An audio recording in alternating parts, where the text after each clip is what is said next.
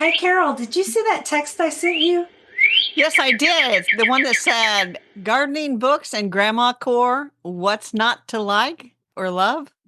Right? Doesn't get better than that. It does not. And we are here for it, as the young kids say. Welcome to the Garden Angelist, where we chat about flowers, veggies, and all the best dirt. I'm Dee Nash from Guthrie, Oklahoma, where I have already downsized my country garden as far as I'm going to this year. And I'm Carol Michael from Indianapolis, Indiana. I have a suburban garden measured in square feet. It's about a third of an acre. We are Garden Angelists because we love gardening and we want you to love it too. Yes, we do. And we aren't afraid to tell all of our gardening secrets, the good, the bad, and even the ugly. But that's anyway, let's move on to this week's episode. Good morning or good afternoon, Dee, I should say. Yeah, we had to meet afternoon because I had to go do some stuff this morning. I appreciate you waiting. So, Happy to do so. garden updates. You were busy this morning, actually. I worked hard yesterday. Well, last Sunday, I went to the Flower and Patio Show the very last day, and the Peonies Envy, which sells peony roots online. Yeah, I bought tons of them from her. Uh-huh. She had a booth there, and I talked to her for probably a half hour before I'm like, I should see the rest of the show. And so then I went to the other building where the speakers were, and I talked to Abby of Abby's Garden Parties. She's a fun Uh-huh. lady, and she has a terrarium store, but it's so far north. But I did buy a peony root, as one does. How could you not? And she'd come all the way from New Jersey, and I thought, I don't know if the crowd that comes through here are P&E root buying people. So, I wish she'd come here. We are. But, that's okay. Nobody's probably invited her. she had some intersectional peonies that were $129. I'm like, well, I'm not gonna buy one of Yeah. those. But did buy, and I kept the tag so I could tell you. Pink Baroness Schroeder. The hybridizer as unknown, and she is pre 1928. So I thought, well, for Nice. my pink garden over there, why not? It'll be pretty. Yes. And then So, what's your weather been up like? and down. So it'd be cold and then it would not be cold. But I did get all the seeds for lettuce, radish, spinach, kale sown in the garden Thursday morning. And I also planted out some onion sets for some red onions. And then in my Hmm. sunroom, the seed rolls that I did for all the onion seeds, those all are sprouting. Uh-huh. So all is good. And then, Hmm. as you know, when I went to Costco, and I've been there twice this week. Anyway, I was texting you because they had elephant ears and caladiums in bags, and I don't normally, not me. I'm too good for that, except when I'm not too good, and I did buy some. So What's that? You found some good ones. I did, and I'll talk about those in my garden commissions. I did some light weeding. Okay. I cut back a lot of spirea to rejuvenate them because spirea can kind of get big and parts of it'll die out, and you kind of have like a mess of a shrub. So every couple of years, I just cut those way back. And so I've cut them way back at my house. And then I went to my sister's condo this morning, and she's got a bunch that have just kind of back and forth. So I said, let's just rejuvenate, prune them this spring. So she reminded me. So I ran over and did that. And let's see, I put my rain gauge out. So it's officially spring. And we'll talk about that when I get to my favorites. D, Hey. you had a big week too, and I kind of jealous of the first thing. I'm not gonna lie. Oh, my vintage concrete Yeah, planters. yeah. And you knew they were Yeah, special because you had to text me a picture. Look what I got. I did. You did. I You did. did. I don't even think I sent you the third one. I think I just sent you the one picture If of the one. no, you sent me the The one of third them. one's even cooler. You sent me all the ones in the back of your vehicle. Oh, that's right. I sent you that. Not a placement picture, a back of vehicle picture. Yes, and if you have them placed, then we should put those in the newsletter.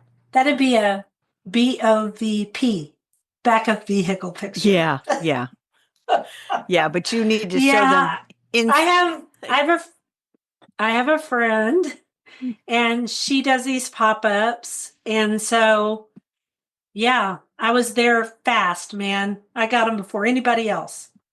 And then everybody else was asking for them apparently. So I haven't really put them online because I don't want to make people mad. Okay, so let's see, what else have I been doing? Oh, yeah. So I thought I was going to put those concrete planters around the potager, but I actually put the two that are urn shaped in front of my arbor to the back garden because I hate you now. because because now that I've downsized it, it looks very French. And that will be a tease for the rabbit holes. Okay, Yes. so then I have worked so hard this week I can barely move. I just had to take more drugs before this deal after I had some food on my stomach. The pond was full of leaves. And that was even though we put netting over it, even Right. though we did Oh, all the yeah. things. Because of that windstorm, it blew them straight into that north wind, blew it straight into it, and it was just causing a mess. So the funny part is, this is representative of my entire marriage with Bill. Okay. So Bill tells me I'm going to do the leaves this weekend because we have a leaf shredder. Right. And before the people jump on us about the leaves, because they're out there, the leaf people, we don't shred every leaf. We have I can't tell you how many leaves we have because we have hundreds of trees on our property, even after the fire. So we shred the ones on the fescue lawn right out front, and we shred the ones on around the pond because it Right. just gets piled up. All right, so he fires that baby up while I'm off at an appointment. I come home and he says, I just got it going. I've done all, aired up the tires, all la la la la, right? He makes two passes and the doggone thing died. Oh, no. And then we couldn't get it started again. And so he trundled it off up to the garage, and I ended up doing all the leaves by gosh and by golly. So it about killed me, but I got it done. And then while I was doing that, I was lying in bed awake that night because I was sore. And I thought it needs some elephant ears, and I didn't save any last year. So I went and ordered three varieties of elephant ears. And no, I didn't buy them at Costco. I bought them from Holland Bulb, actually. Gila Beauty, they're all Dr. Cho varieties. Uh-huh. Gila Beauty, Diamond Head, Hawaiian Punch. I have grown Hawaiian Punch and Diamond Head before. I've not grown Gila Beauty. So I'm going to use them in the pond. And then I worked in the back garden. And the one, oh, I didn't work on that one. I thought I was going to work on that one. So see, I put that in my notes and I didn't. Instead, I worked on the border, the garage border, and I dragged all the leaves out of it.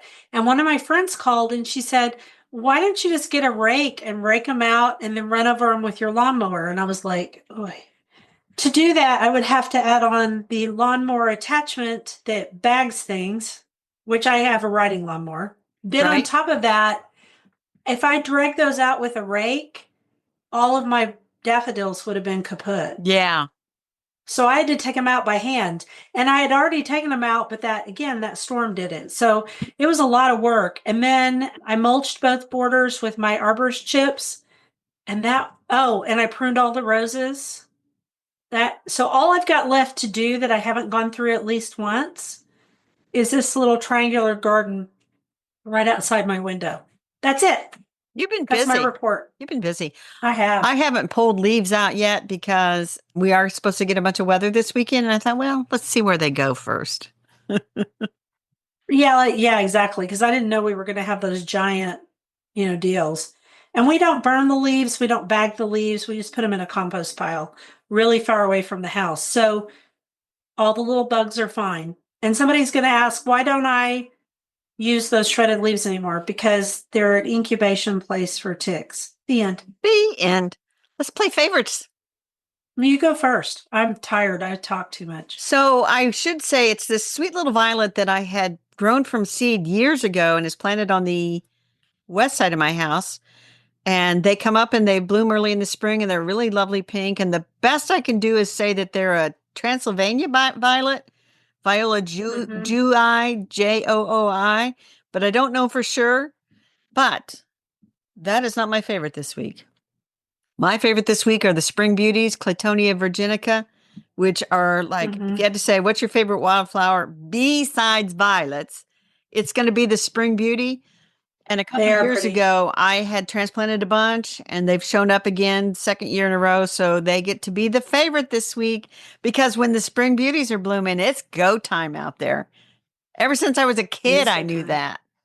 right? Yes. My garden is dotted with the blue-eyed grass right now, I think. Uh-huh. It's the little grassy plant that has little blue flowers on it. It's all over my grass. I could be wrong on that because I didn't look it up before the podcast, but that means it's go time here. That and henbit. Oh, I got tons of Henbit means go henbit. time. I am a henbit haven over here. In fact, that's an We are alternative too. name for my garden, henbit haven. Lord have mercy. There's so much of it out there. Henbit haven. Here too. Welcome to henbit. Henbit and dandelion something. I got that Ah, too. golly I geez. don't care. It's okay. So my favorite this week, I really have two because they'll both be gone by our next podcast. My clove currant, which is either Ribes odoratum or Ribes aureum. And don't ask me which because Well, the names keep going back and forth, back and forth, back I and forth. saw the picture of them out there and the beautiful yellow flowers. And so I'm going to pick Mhm. Arium because that's what usually means it's got yellow or something in it. Usually, or yellow foliage. So I don't know. It also smells good. So odoratum, it scents the entire garden. It's the Cool. most amazing Cool. plant. Before people ask, it was really hard to grow. It took me 3 tries at least. And now I have 3 shrubs, and they're all in different parts of the garden, and they're all happy and new. Yay. All right. The other part is my Royal Raindrops crab apples. I fell in love with a picture of those when they first came out. Had to order them. I've tried to grow 3 in a line up on the top pasture. Never could get the third one. I replaced it twice, gave it up, and said, you know what? 2 shall be there. Two shall reign. 2 shall reign. And you know what they do? They are beautiful. Cool. So, yeah, Very nice. Well, we should get pictures for our newsletter if you will be kind to we send those to will. me. So, question. Except, aren't I writing it this week? Yes, Because I now write it because you do everything else. I will insert the reminder for you. How's that? That's awesome. See, this is how behind the scenes. Even if I do write the newsletter, Carol's done all the hard work for it. That's the truth. I got the links and But everything. she Anyway, gets the links. We try to have them in here in our notes. yeah. All right, question of the week. Can I read it since it's from your sister? Yes. The first one? All right, ready? You can read the second one. From Carol's sister, I have big dead patches in my lawn. Could it be grubs? Oh, she sent pictures. So what do you think it is? Well, I was out and about and she said, I'll send you some pictures. She said there's quite a bit of dead in her front, in her back. Mhm. And she said, well, they told me that in the back, there's too much shade. And I'm like, she sent me pictures. And here's the thing. So she lives in this neighborhood. And then around the corner, her daughter and family live in the neighborhood. They use the same service, lawn service. Okay. And so I said, well, dig around the edges. Just tell me, do you see any grubs in the soil? Because for the amount of damage I was seeing, there had to be a huge Yeah. population. She found one. And then I said, did you notice a lot of Japanese beetles last year? No. Did you walk along when you were mowing in the late summer, early fall? Did you have like little moths coming up from the ground? Those are the sod webworms. No. And I said, this is complicated. I don't Yeah. think it's grubs. My personal opinion is her lawn service put something on there they shouldn't have. And then she and her husband walked around the Mhm. neighborhood and it's her Uh-huh. daughter and her, the only ones that seem to have this problem. And I said, okay, I want you to call the county extension to see if they have a turf expert who would look at it. It's a chemical issue, isn't It it? is. I said, we need to get some soil samples sent off to see what's, and Mhm. then I said, you got to call back the company you were working with, which she said they've been mysteriously silent this year. Normally they would have called and said, we're ready to do the pre-emergent first application. Yeah. And I said, Yeah. do not let them put a pre-emergent on that lawn because it looks to me like you're going to have to totally reseed. Oh, I mean, they have big lawns. Anyway, it's so bad that when she gets somebody to come out there, hopefully next week, I might drive Mhm. out to the west side of town to be there because it's I like, think you should. this ain't normal. This No, it's a no. mystery. And you and I will just, for those who are new listeners, you and I don't use chemicals on our lawns just because we don't mind all the little extra things God sends us, like the little Well, and flowers and I had told things. my sister, so what I was doing is I allowed them to spot treat for weeds in front, but no weed killers in the back with all the crocuses. Right. And I told my sister that because she's got her grandkids playing around her yard and her daughter's yard. And so she was Mhm. thinking about doing the same. And then Right. they're just like a no show. It's like, do they know something? But she said her daughter did Well, call here's them. the thing. They probably did the same thing to everybody's lawn. I don't know, because there's a couple of people in my neighborhood that use that service. And so I haven't noticed it for them, but it could be there was a bad Yeah. batch for their neighborhood. I don't know. It's the Mm. plot thickens, and we were You texting for an said hour back and forth. you said your niece called them. She called them, and they're supposedly coming out next week to have a look. And it's like, don't throw any, don't throw some shade, people. I think you did this. Yeah, take lots of pictures. All right. So then our second question, I'll go ahead and read it too because you may have to answer it. This is from a text. Hey, Carol. Hey, Dee. I am building raised beds. I know that cedar is a great choice. Yeah, it is. But the cost is holding me back a little bit. Understandable. I figured you two would be great sources to ask. Do you have any other suggestions that might be a little more cost effective but safe to grow veggies in? Thank you kindly, Logan. Well, Logan, here's the deal. If you don't want to use chemically treated wood, which I understand because you're going to grow vegetables in there, any wood will work, is what I answered back because you sent me the text and said, what think you? And I said, well, any wood will work. It's just cedar lasts longer. Exactly.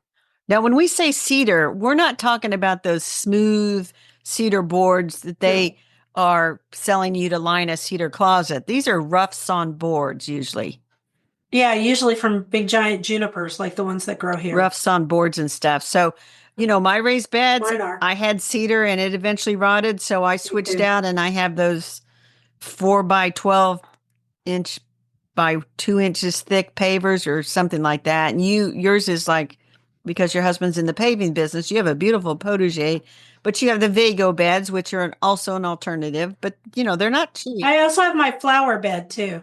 The cut flower beds that are 4 by 4. They're just the same kind of boards that you had, which are the 12-inch and they're 2 inches thick and whatever. Yeah, They're I so long, at the four time foot long. because they were pricey even when I did that 27 years Mhm. ago. I bought 1 inch boards. They're just going to rot faster, but it was just a little bit cheaper. So, It is a little bit cheaper. So those are all options for Logan. yeah. So you'll find something and And concrete pavers work great. I uh-huh. mean, my potager and your concrete pavers are excellent. And then you never have to replace those. No, no. Now They they get a little been there cattywampus in the forever. spring sometimes, and I got to straighten them. Cattywampus. Yeah. But here's the Yeah. thing. Here's another mystery for you, Dee. So Mhm. I was out there the other day, and I went around by the compost pile, and one of those pavers is in the middle of the path. Now, what Who knows? could have moved it there? I don't know. I mean, I don't think they're too heavy for raccoons to move.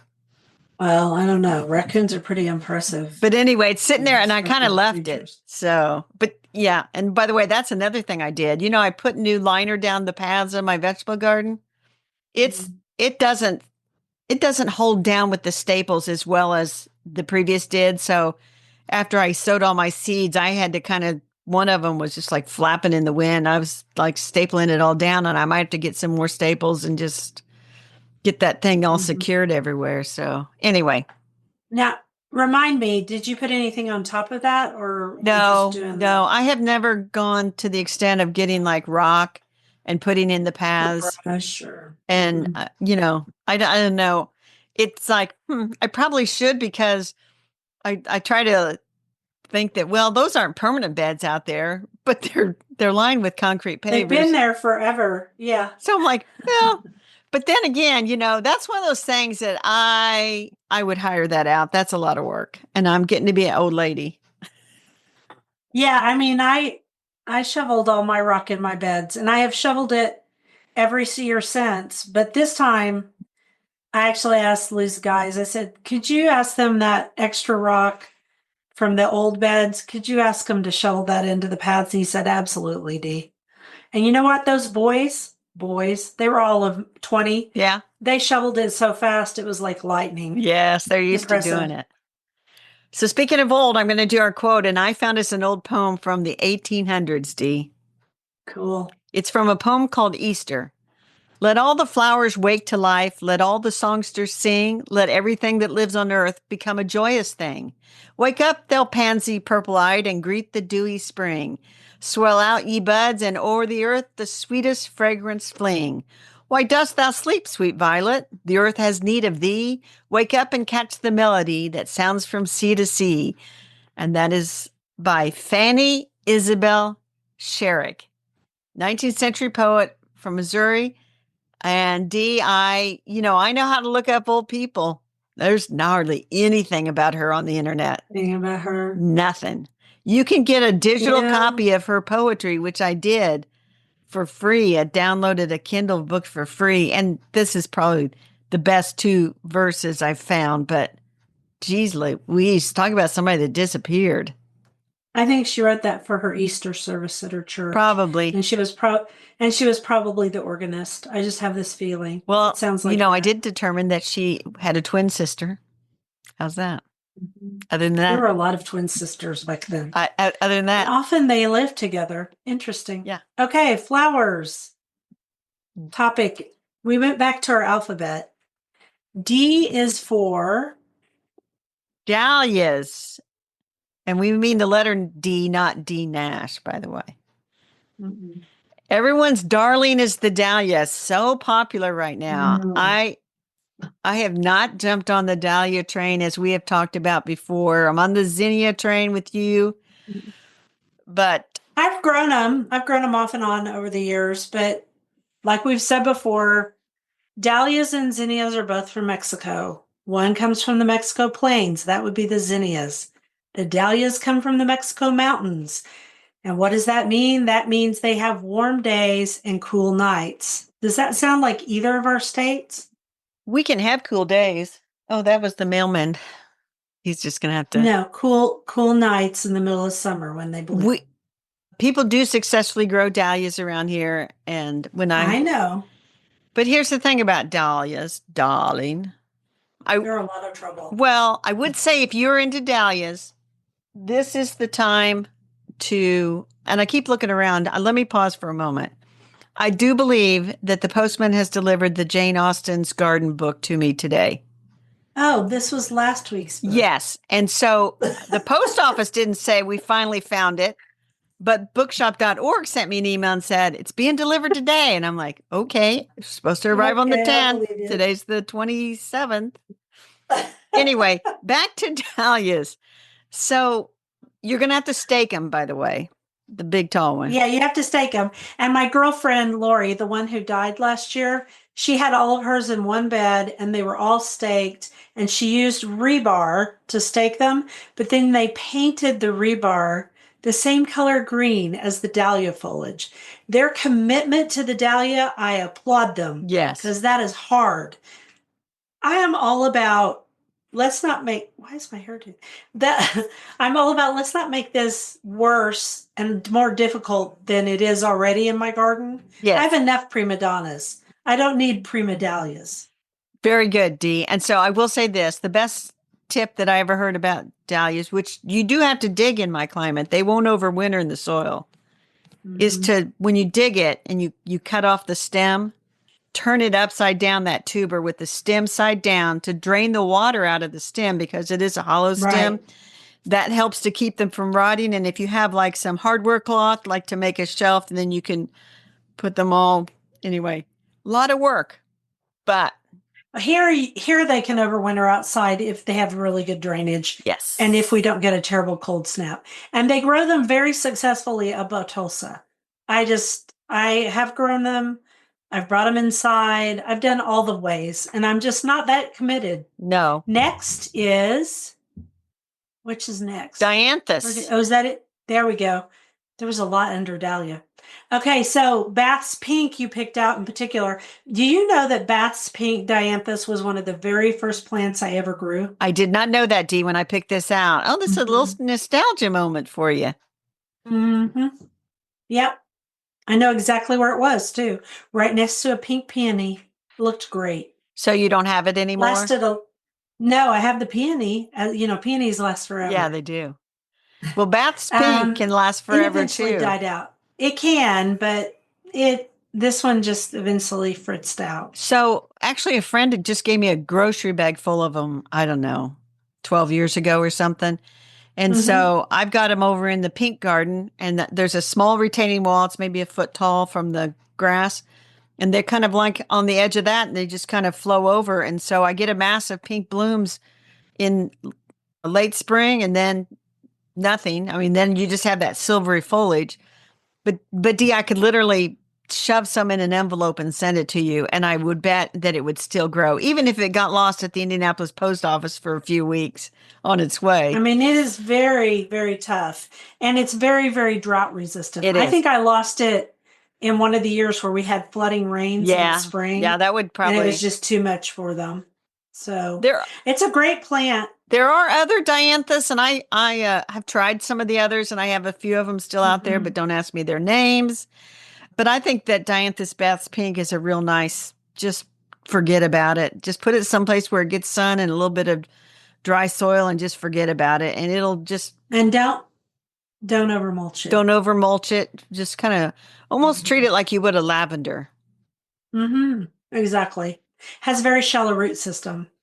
So our next one you picked out was dichondra. I love dichondra. Silver Falls. Yes. That's my favorite one, and it's beautiful in pots. And here's a tip for people. I have grown it from seed, and it took 100 years. That was the slowest plant of all time. So buy plants. Don't do what I did.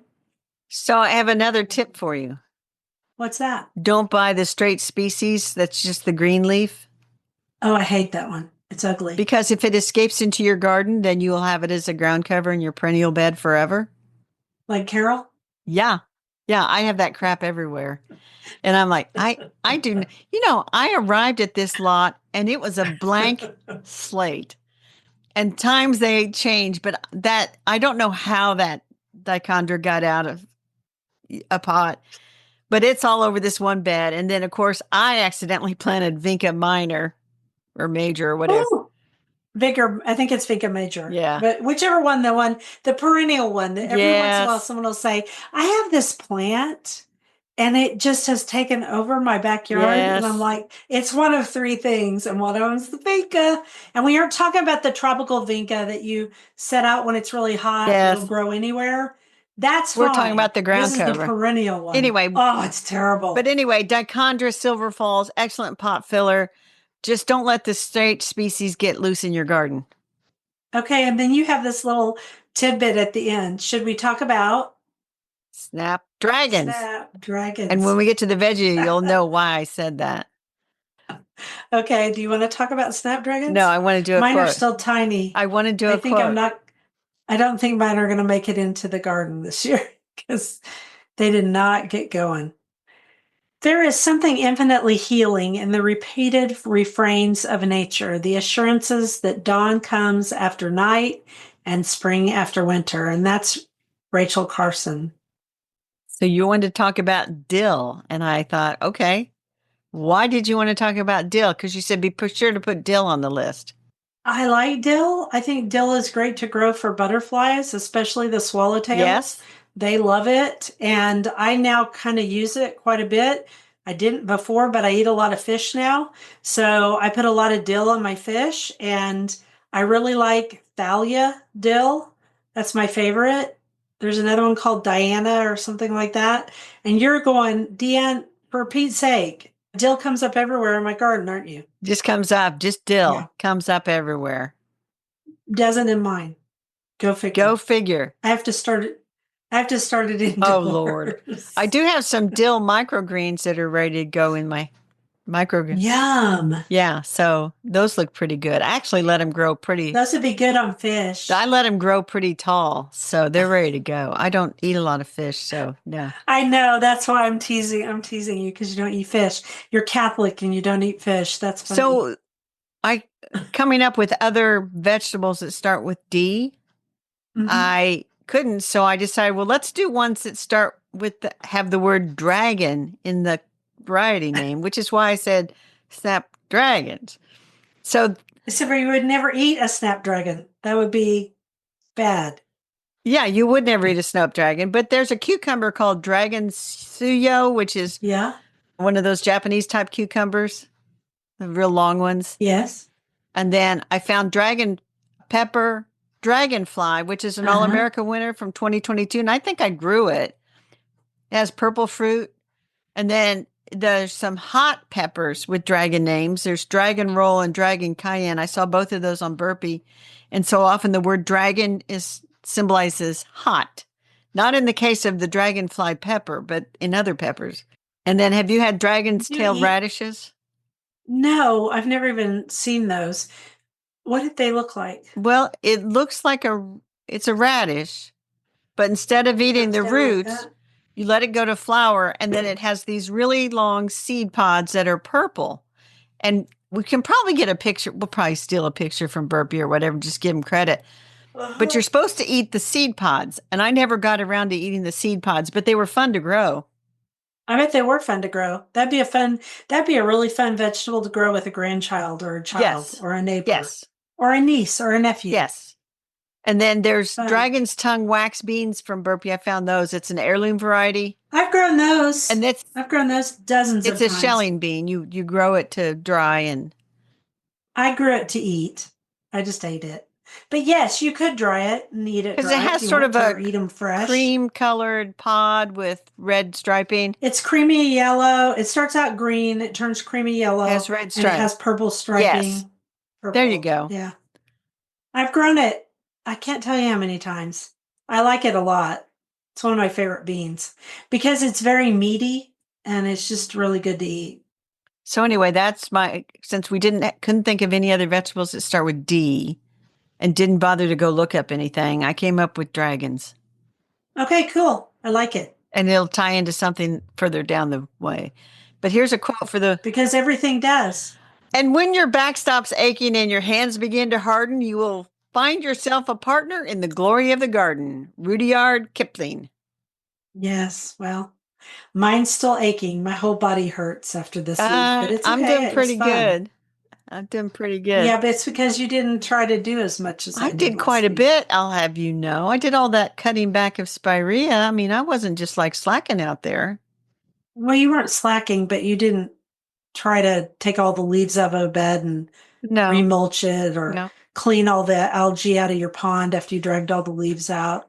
I win this week. So on the bookshelf, winner, winner, chicken dinner.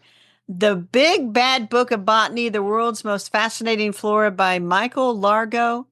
And we got this Mhm. book because I saw it at Barnes and Noble, thought it looked really good, and said, you know Mhm. what? I'm going to check that out of the library. Did you get your copy out of the library? Hadn't come yet. Oh, Sorry. You go so the ahead. interesting, Tell us all about okay. it. So the interesting thing, Dee, which kind of ties into our overall theme, is this is an A to Z book. So it's like an encyclopedia Oh, of weird, fascinating botany botany facts. facts. And so I like books like this. So I did end up ordering a good used copy. Oh, It you hasn't did? Of arrived yet. course you And did. I got it from a secondary seller. So by the time it goes through our post office, who knows? You might get it someday. So anyway, got a chapter on dahlias in here. Uh-huh. They got a chapter on the death cap, which is we talked about foraging a couple of weeks ago. And then, Yeah, it's a the death mushroom. cap, well, it's a very poisonous mushroom. Right, you don't want to eat it. Yes. It says people who eat death caps will feel fine for the first 10 to 14 hours, after which horrible things will happen to your digestive They system. will die. Bizarrely, Yeah. a reprieve of normalcy follows this distressing period lasting a few days, just long enough to make one think his or her recovery is complete. This is not so. The mushroom's sneaky toxins are now doing their deadliest work. It just sounds horrible. After 3 or 4 days, the liver or kidneys will fail and the person will die. That sounds horrific. We need a happy. I don't know. Can people, is there any way to help them if they eat a death cap? You know what? I'd get myself to a hospital like right away to get my stomach pumped out. Now, Yeah. so they also have, I'm not making this stuff up, dragonwort, which is an Artemisia dranunculus. It says dragonwort or tarragon is a polymorphic perennial herb from the family Asteraceae. So there's the dragon thing again. But anyway, if you are like me and you like little fun facts and, to bore your family with, hey, did you hear about this? Is a real fun book. So I'm glad I got it. It is fun. I got it. Tell me why do ginkgo trees stink? I know it's the fruit. Let me just, Because that's always a big deal when you buy a ginkgo. Did you buy a female or did you buy a male? And you can't tell until they're older, supposedly. But why do they stink? I'll tell you here in a minute.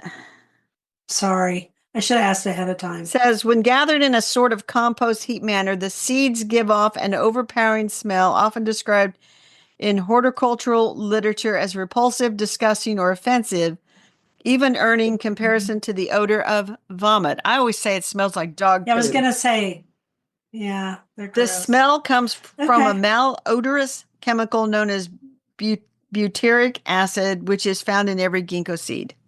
Huh. Maybe it's to stop something from eating them. But yeah, I don't know. and I just like books like this full of fun little facts and everything. So I bought myself a copy to read through. Okay, so I think I need one. It says the avocado, though delicious to humans, is toxic to most animals. I love some avocado. I do too. I find it a little hard now to eat because it's high histamine, but still I do love it. Well, that was an interesting book. Thank you. It is interesting. I was going to say, I was trying to see why I don't know why it's poisonous to most other. I don't know either. It just said it was. Very interesting. There are cave drawings in Coxcatlan, Mexico from 10,000 years ago that display an image of an avocado along with fossil evidence prove it was an important food source among Aborigines. That's Yeah, interesting. because it's high in fat and vitamins I and all love kinds that. of stuff. This is very fun. That's why I liked botany. Yeah, this is a very fun book. So anyway, it is The Big Bad Book of Botany, The World's Most Fascinating Flora by Michael Largo. The book actually came out in 2014, by the way. I did look that up. So you can get a good used copy. Yeah, and actually the copy I bought on Amazon was they said brand new, overstock, free shipping. Okay. Cool. All right, ready for the next quote? I am. The world is full of magic things, patiently waiting for our senses to grow sharper. W.B. Yeats. Dirt.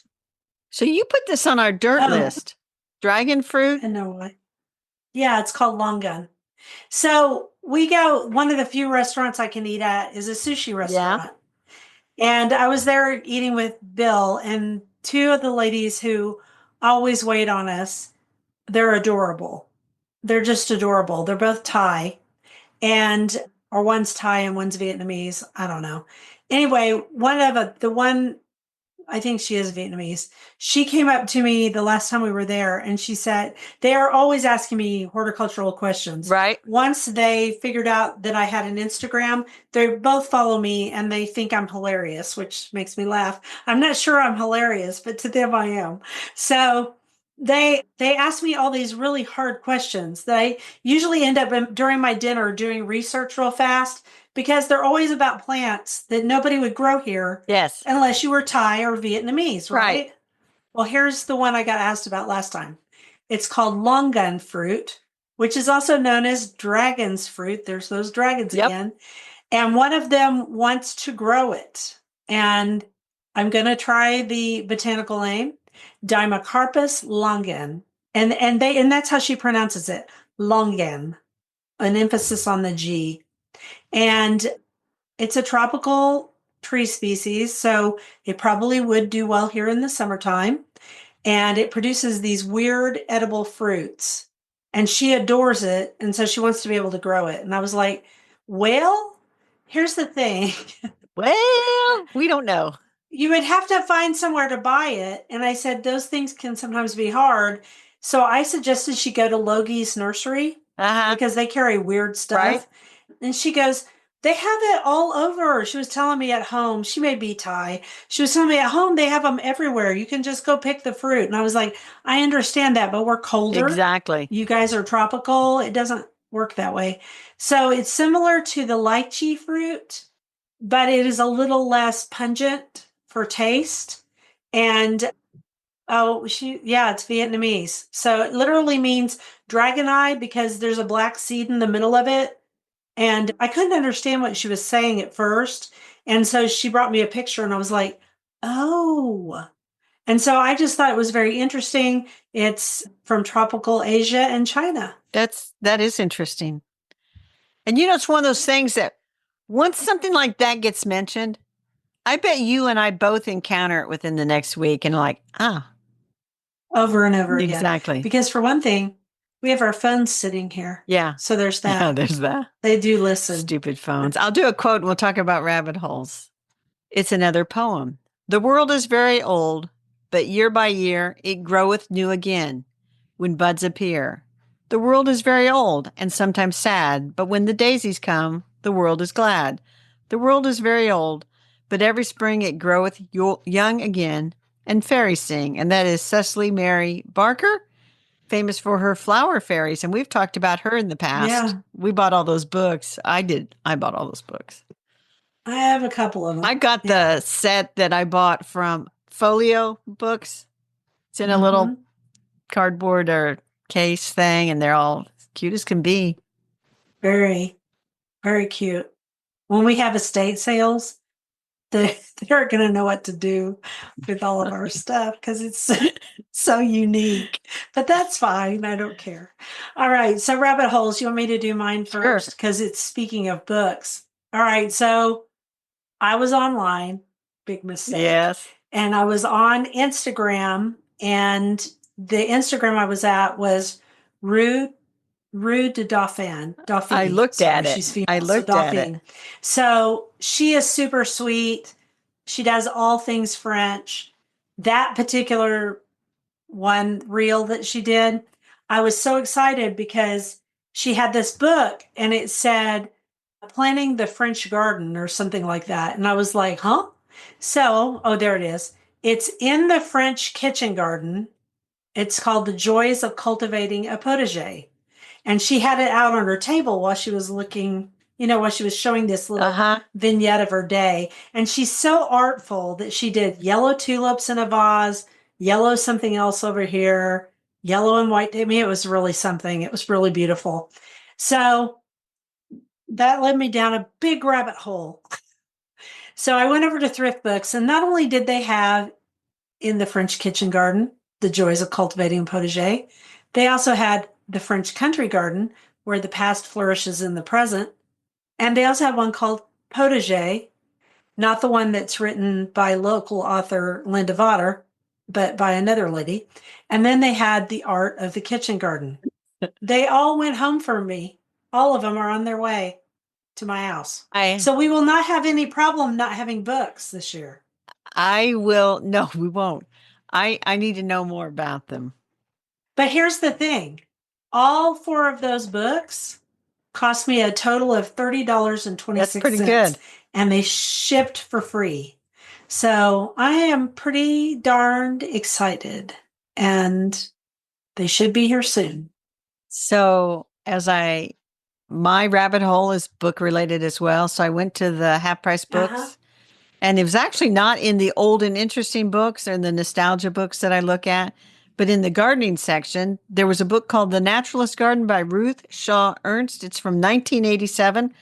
So I decided that a 38-year-old book written by an author who died in her 90s in 2009 qualifies as a lost lady. So there is very little information about her for out there on the internet. So I'm piecing things together. I mean, she wasn't even in the paper that much, except for her book. Huh, So that's cool. put a couple feelers And out. then, Yeah. And then I was there on the day that I was there. I had seen something online that it was the 100th anniversary of Flannery O'Connor's birth, the novelist, hmm, the short, yeah, oh, I know who the she short is. story. I've read several things by her. They're Yeah. very different. She's known as for her short stories. But Mhm. anyway, so I thought, well, I'll look and see if there's anything. And I have a whole set of her short stories. I found a book of letters called Good Things Out of Nazareth. And, Dee, I love books of letters. And so I thought, well, in honor of Mhm. Flannery's birthday, I'm going to buy this book of letters and just read them. I love reading books of letters. So she's also really famous for writing A Good Man is Hard to Find, which is hard to read. I did not love it. Well, I But went ahead and watched a it, documentary. There's a movie made about her life. I didn't watch that, but there's a I've documentary seen that I it. watched. And they said, when one of her stories would get published, her mom's friends and stuff would be like, "What is your daughter writing?" Yeah. What sweet stories? No, they were not sweet stories. They were very, No, they're tough. They're tough stories.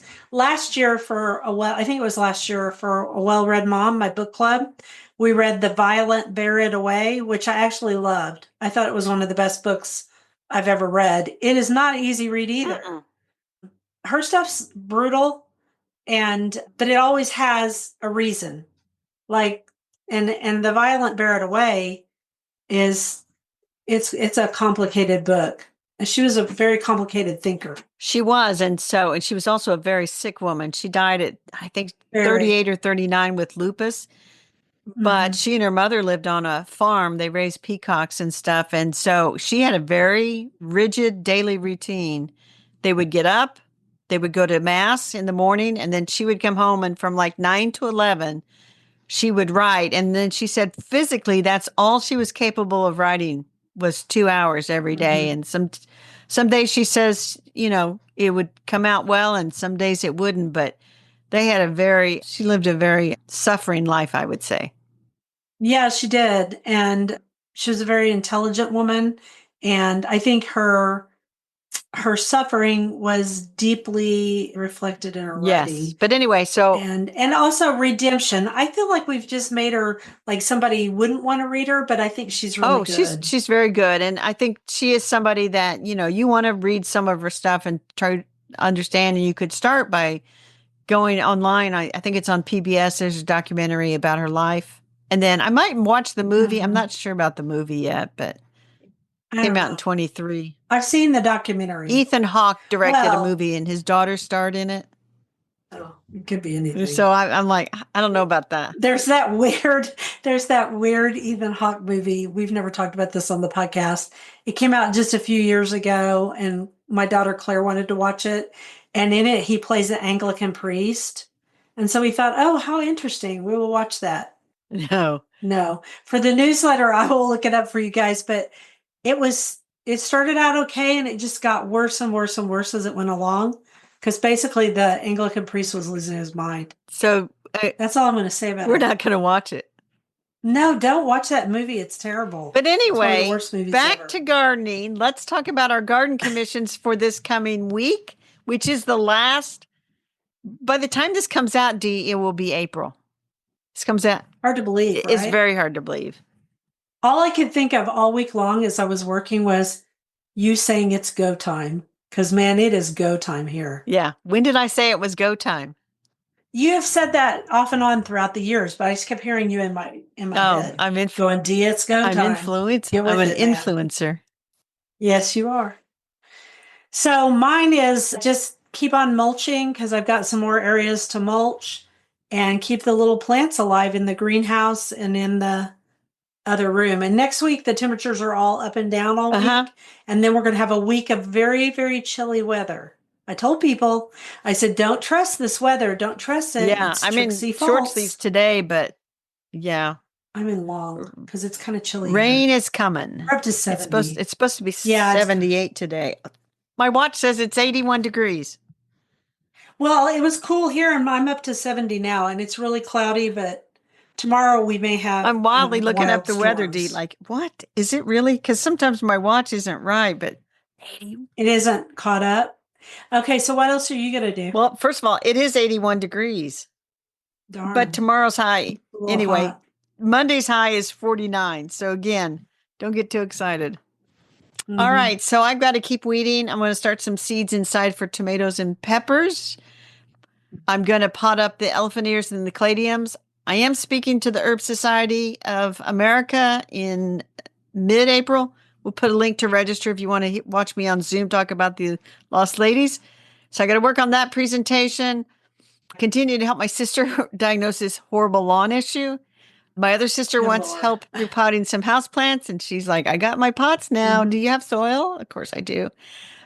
I kind of expect my youngest sister to call up and say, you want to meet me at the greenhouse? Because she's incapable of picking out the flowers by herself. Although every once in a while she would go over there. But anyway, it is go Well, she time. picks out things that don't work, and then you make fun Yeah, of it her. is go time, and it is time for us to go from this episode, Dee. We want to thank everyone for listening to the Garden Angelist.